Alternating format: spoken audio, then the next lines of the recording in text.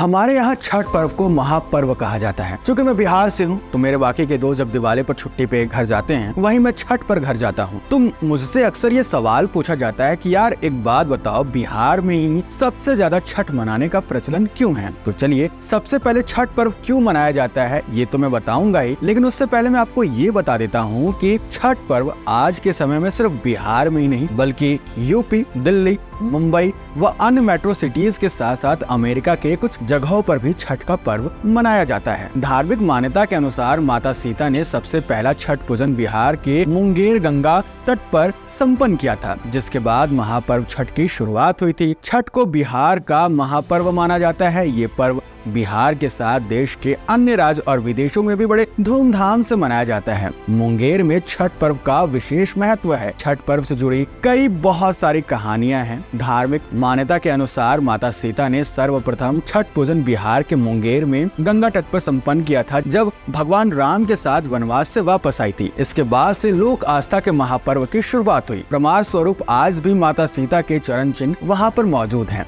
जिस स्थान पर माता सीता ने छठ पूजा किया था। मुंगेर के बबुआ घाट के पश्चिमी तट पर आज भी माता सीता के चरण चिन्ह मौजूद हैं। ये एक विशाल पत्थर पर अंकित हैं। पत्थर पर दोनों के राम जी और सीता जी के चरणों के निशान हैं। वहाँ एक विशाल मंदिर अब बनवा दिया गया है। अब आइए वाल्मीकि रामायण के अनुसार जानते हैं। ऐतिहासिक नगरी मुंगेर में माता सीता 6 दिन तक रहकर छठ पूजा उन्होंने संपन्न किया था। जब श्री राम 14 वर्ष के वनवास के बाद अयोध्या लौटे थे तो रावण के वध के पाप से मुक्ति के लिए ऋषि मुनियों के कहने पर राजसूय यज्ञ करने का फैसला लिया गया। इसके लिए मुग्दल ऋषि को आमंत्रित किया गया, लेकिन मुग्दल ऋषि ने भगवान राम और सीता को अपने ही आश्रम में आने का आदेश दिया, जिसके बाद मुग्दल ऋषि ने माता सीता को सूर्य की उपासना करने की सलाह दी थी। मुग्दल ऋषि के कहने पर माता सीता ने व्रत रखा। मुग्दल ऋषि के आदेश पर ही भगवान राम और माता सीता मुंगेर आए।